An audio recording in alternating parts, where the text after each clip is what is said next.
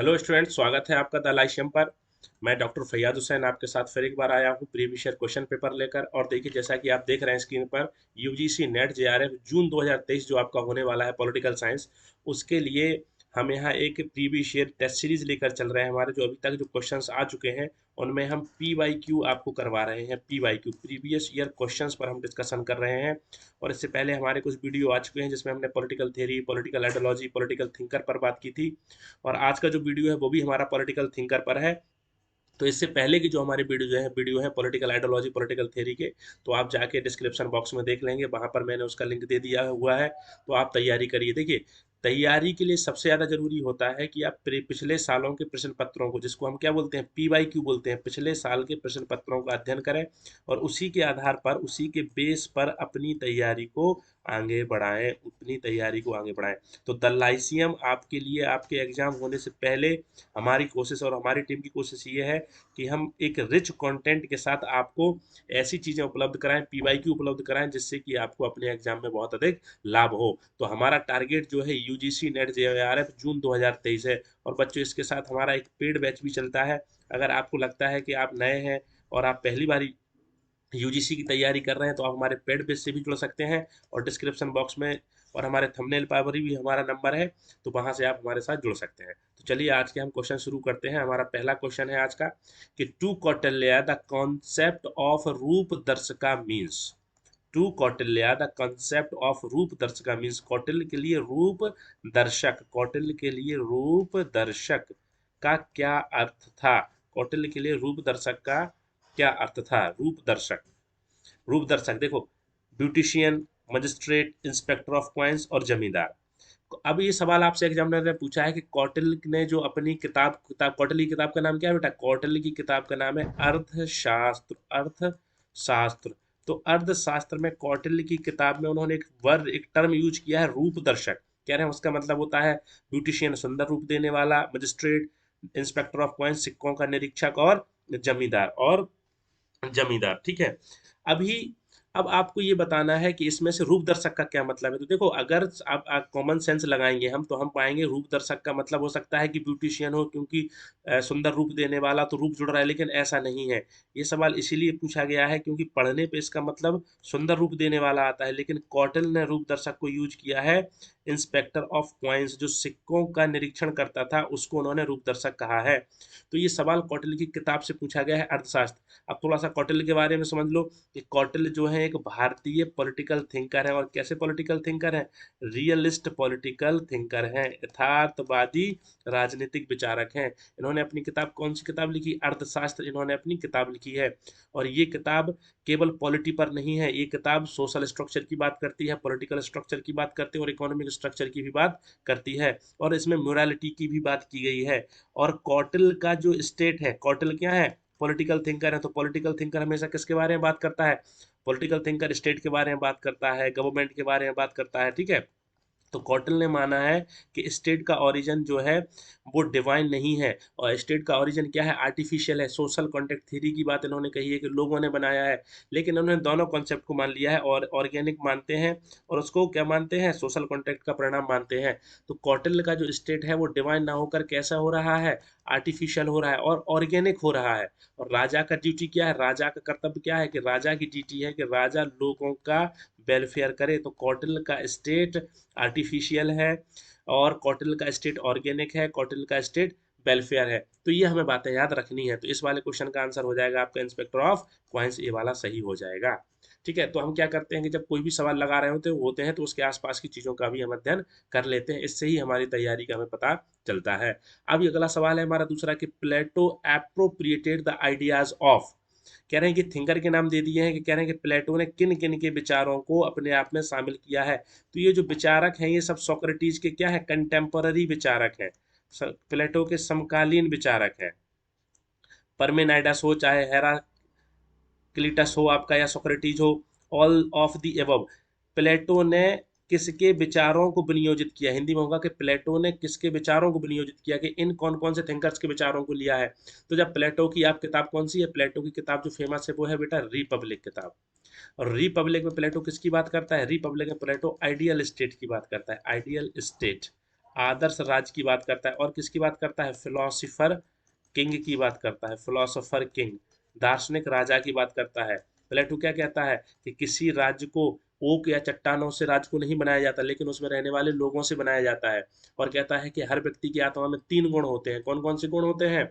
आत्मा के एक विजडम होता है, एक एपिटाइट होता है, करेज होता है। और जिस व्यक्ति में जिस गुण की प्रधानता होती है, जिस गुण जो अधिक होता है, उसके हिसाब से उसे काम करना चाहिए। जिन लोगों में विजडम है उन्हें फिलोसफर किंग बनना चाहिए, और जिन लोगों में एपिटाइट है उन्हें प्रोड्यूसर उत्पादक वर्ग बनना चाहिए। जिनमें करेज ज़्यादा है उन्हें क्या बनना चाहिए? सैनिक बन जाना चाहिए, देश की रक्षा करने के लिए जाना चाहिए। और प्लेटो ने कहा है कि आदर्श राज्य की जनसंख्या कितनी होनी चाहिए? 5040 होनी चाहिए। प्लेटो की फेमस किताब रिपब्लिक है, द स्टेटमेंट है, द लॉज है। जहाँ रिपब्लिक में प्लेटो आइडियल स्टेट की बात करता है, वहीं द स्टेटमेंट्स और द लॉज पुस्तक में प्लेटो क्या करता है? प्लेटो प्रैक्टिकल स्टेट, व्यवहारिक राज्य की बात करता है। रिपब्लिक में प्लेटो आइडिया की बात करता है, रिपब्लिक में प्लेटो मोरालिटी की बात करता है। लेकिन the statesman of the laws किताब में प्लेटो किसकी बात करता है? प्लेटो करता है रूल ऑफ लॉ की बात करता है। रूल ऑफ लॉ, लॉ की बात करने लगता है या कानून की बात करने लगता है। और इसी कानून के विचार को बाद में अरस्टुटल लेकर पूरा अपना कौन सी किताब लिखता है? पॉलिटिक्स लिखता है ये, ठीक है। और प्लेटो की एक और किताब बहुत फेमस है, क्रिटो, CRITO, क्रिटो। उसमें जब सुकरात को जो जहर दिया जा रहा था, विष दिया जा रहा था, तब की बात की गई है, ठीक है। तो आपका पहले का आंसर हो जाएगा सी, और बी का आंसर हो जाएगा डी। देखो बेटा, जो सवाल मैं आपको लगवा रहा हूँ इसका मतलब ये नहीं है कि केवल सवालों पर डिस्कस करो। आप देखो कि जब मैं सवाल लगवा रहा हूँ तो उसके आसपास की चीजों को भी डिस्कस कर रहा हूँ।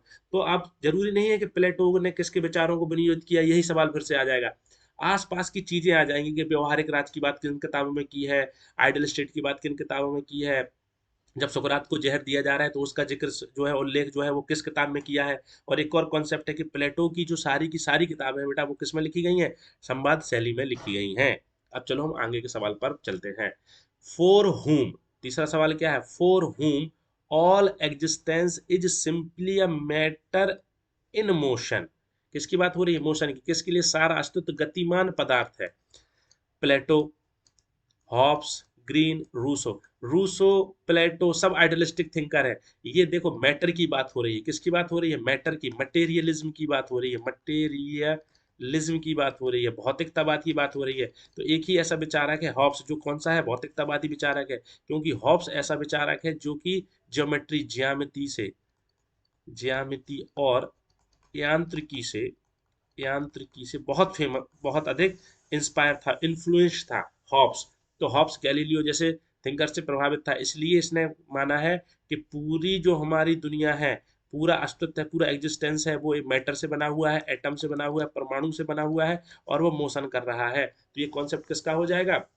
हॉब्स का हो जाएगा। और आगे सवाल क्या पूछा जा सकता है कि हॉब्स ने पॉलिटिकल साइंस में किसका इम्प्लीमेंटेशन किया? तो हॉब्स ने ज्यामिति का इम्प्लीमेंटेशन किया, एंथ्री का किया, इंजीनियरिंग का किया, ठीक है, और ज्योमेट्री का किया। और हॉब्स ने, पहला हॉब्स ऐसा विचारक है जिसने क्या किया? हॉब्स ने एब्सोल्यूट मोनार्की का समर्थन किया है, एब्सोल्यूट मोनार्की। और हॉब्स से पहले क्या माना जाता था कि राज की जो उत्पत्ति हुई है वो डिवाइन थ्योरी हुई है, बहुत सारी थ्योरीज थी। लेकिन हॉब्स ने सबसे पहले सोशल कॉन्ट्रैक्ट थ्योरी दी, सोशल कॉन्ट्रैक्ट थ्योरी दी, और राज को आर्टिफिशियल माना, कहा कि राज को व्यक्तियों ने बनाया है। तो हॉब्स जो है वो मोनार्की का सपोर्ट करने वाला, कहते हैं कि आखिरी विचारक था, और इंडिविजुअल की बात करने वाला पहला विचारक था। बाद में हॉब्स के विचारों को लॉक ने अपने में लिया, और बाद में इंडिविजुअलिज्म, लिबरलिज्म का एस्टेब्लिशमेंट किया। हॉब्स ने कहा कि इंग्लैंड की जो प्रॉब्लम्स हैं उनके सॉल्यूशन के लिए क्या होना चाहिए? Absolute monarchy. और हॉब्स की सबसे बेहतरीन किताब कौन सी बेटा? लेवियाथन, लेवियाथन, लेवियाथन इनकी फेमस किताब है। तो ये बात हुई हॉब्स के बारे में।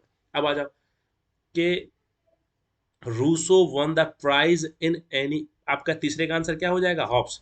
Rousseau won the prize in any essay contest sponsored by the academy of Dijon. देखो ये भी एक बात, academy of Dijon in 1749 on the subject. कह रहे हैं कि डिजॉन एकेडमी द्वारा 1949 में जो निबंध प्रतियोगिता कराई थी, रूसो ने पुरस्कार जीता किस विषय पर लिखकर? किस विषय पर लिखकर जीता? तो has the progress of the science and the art contributed to corrupt और प्यूरिफाई मोरल्स। पहली बात कह रहे हैं कि क्या विज्ञान और नैतिकता ने, क्या विज्ञान और नैतिकता ने, क्या विज्ञान और कला ने, क्या विज्ञान और कला के विकास ने, प्रोग्रेस ने कंट्रीब्यूट किया है हमें नैतिक बनाने में या भ्रष्ट बनाने में? कह रहे हैं इस पर निबंध लिखा था, has the progress of science contributed to the corrupt morals, या इस पर लिखा था, has the development of science contributed to corrupt और प्योरली मोरल्स, या नन ऑफ द अबव। तो ये पहला वाला जो स्टेटमेंट है ये बिल्कुल सही है। देखो, रूसो को पहले कोई नहीं जानता था, रूसो पहले खूब ड्रिंक करता था और खूब घूमता फिरता रहता था, रूसो को कोई नहीं जानता था। 1749 में 1749 में एक निबंध प्रतियोगिता हो रही थी, एक ऐसे कंपटीशन हो रहा था जिसको स्पॉन्सर्ड किसने किया था, इसको किया था डिजॉन एकेडमी, एकेडमी ऑफ डिजॉन, जो कि एक संस्थान थी। उस संस्थान ने निबंध प्रतियोगिता करवाई थी इस वाले विषय पर कि क्या विज्ञान और कलाओं के विकास ने हमारे आचरण को भ्रष्ट बनाया है या अच्छा बनाया है, इस पर निबंध प्रतियोगिता कराई थी। तो रूसों ने जाके क्या लिखा निबंध, रूसों ने लिखा कि विज्ञान और कला के विकास ने, हमारे विज्ञान और कला के विकास ने मनुष्य के आचरण को, मनुष्य के बिहेवियर को अच्छा नहीं बनाया है, बुरा बनाया है। इसलिए उसने कहा कि हमें कहाँ लौटना चाहिए, नेचर की तरफ लौटना चाहिए। उसने कहा है कि मनुष्य स्वतंत्र पैदा होता है लेकिन सर्वत्र जंजीरों में जकड़ा हुआ रहता है।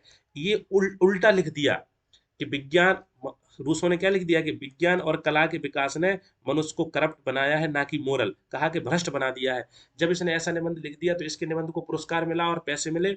और उनने 1750 के बाद रूसो जो है रातों रात एक थिंकर के रूप में फेमस हो गया, एक थिंकर के रूप में फेमस हो गया रूसो, और रूसो को लोग जानने लगे। तो इस विषय पर लोग, रूसो ने लिखा था। अब याद रख लेना कि disowned academy, academy of disowned ने प्रतियोगिता कराई थी 1749 में। ये सवाल कभी भी आ सकता है।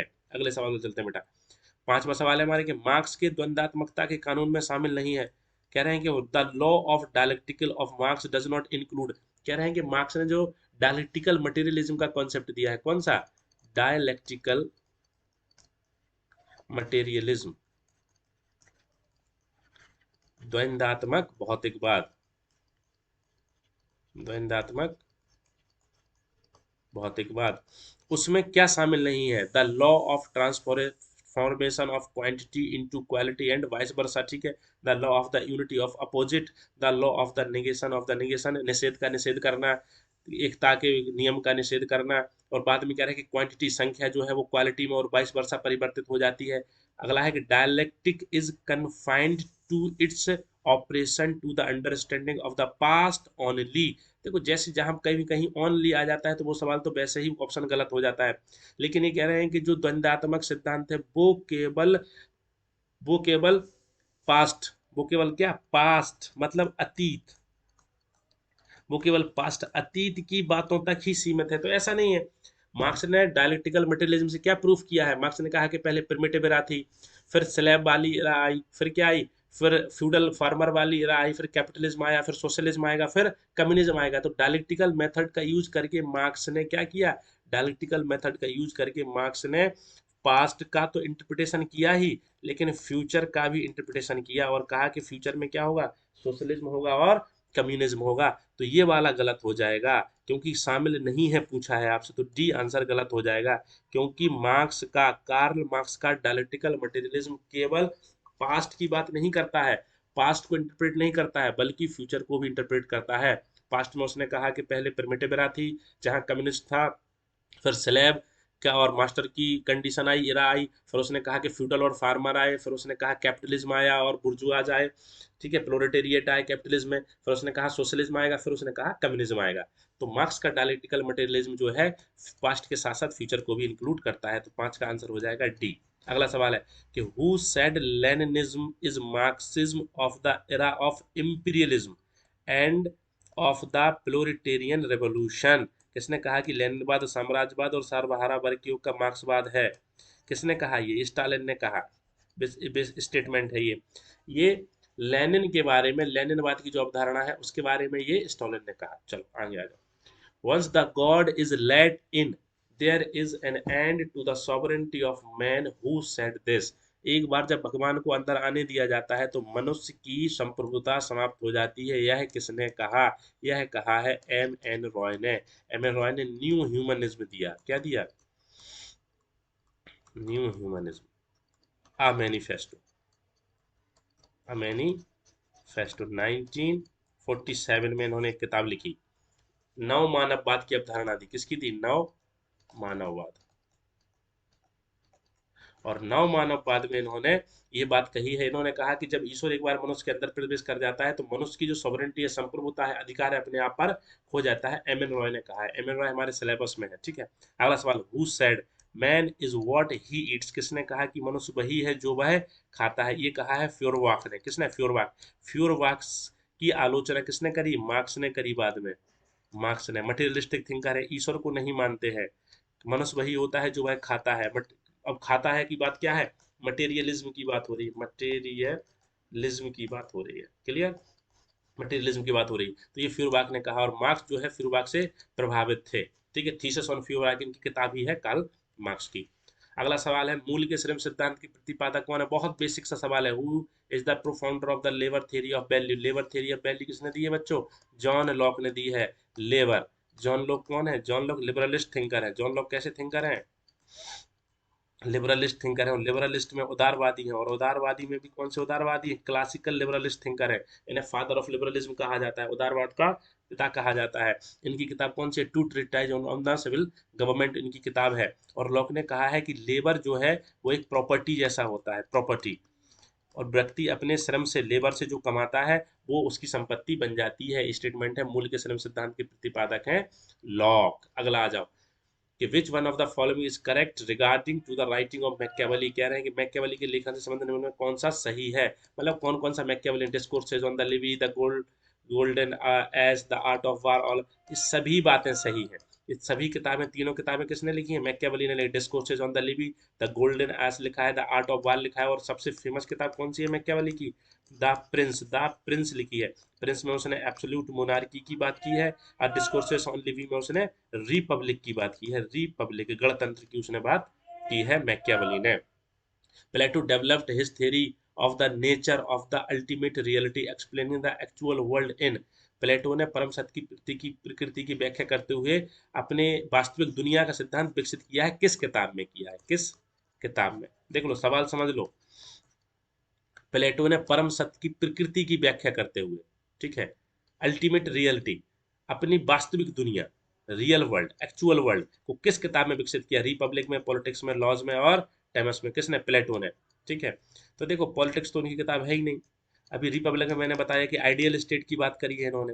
लॉज में उन्होंने किसकी बात की है? प्रैक्टिकल स्टेट की बात की है। ये तो किताब इनकी है ही नहीं। पॉलिटिक्स किताब किसकी है? अरिस्टोटल की है। तो कौन सी किताब बची? सी, डी बचा, तो डी लगा दो।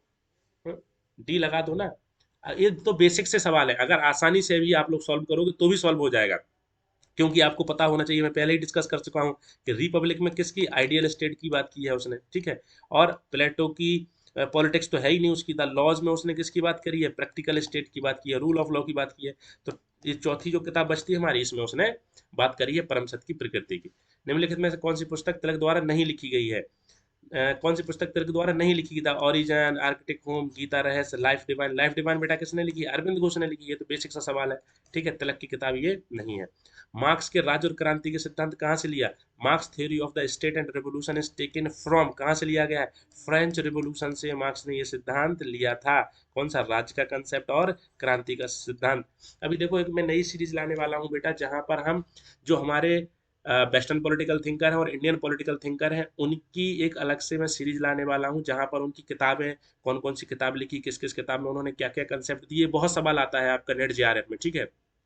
तो वो एक सीरीज लाने वाला हूँ, तो आप द लाइसेम के साथ जुड़े रहिए, पढ़ते रहिए। और क्या करना है, आप इसको सब्सक्राइब जरूर करिए, और ताकि आपको नोटिफिकेशन मिले जो मैं सीरीज लाऊंगा उसमें किस राइटर ने कौन कौन सी किताबें लिखी हैं और किस किताब में क्या कहा है, इस पर मैं डिटेल डिस्कशन करूंगा। वो प्रीवियस ईयर क्वेश्चन नहीं होंगे, वो राइटर की किताबें होंगी और उसमें क्या कंसेप्ट है। तो मार्क्स ने राज्य और क्रांति का सिद्धांत बेटा कहाँ से लिया है? फ्रेंच रेवोल्यूशन से लिया है। अगला सवाल, अरस्तु ने खुद को आदर्श राज्यों द्वारा अनुमानित आदर्श राज्यों के एक महत्वपूर्ण अध्ययन के लिए समर्पित किया। Aristotle devoted himself to a critical study of the ideal state projected by, मतलब कह रहे हैं कि जो क्रिटिकल स्टडी करी है कि विभिन्न विचारकों ने आइडियल स्टेट को प्रोजेक्टेड किया है, तो अरस्तु ने किन किन के आदर्श राज्यों की क्रिटिकल स्टडी की है? सेफालस, एपिडेमस, प्लेटो, तो सभी के आदर्श राज्यों की इसने आलोचना की है। तो इसका आंसर हमारा डी हो जाएगा। अब है कि उपयुक्तवाद के संस्थापक कौन थे? Who was the founder of the utilitarianism? Basic सा सवाल है, जेरेमी बेंथम इसके प्रतिपादक थे। तो ये 10-15 सवालों पर हमने बेटा डिस्कशन किया है।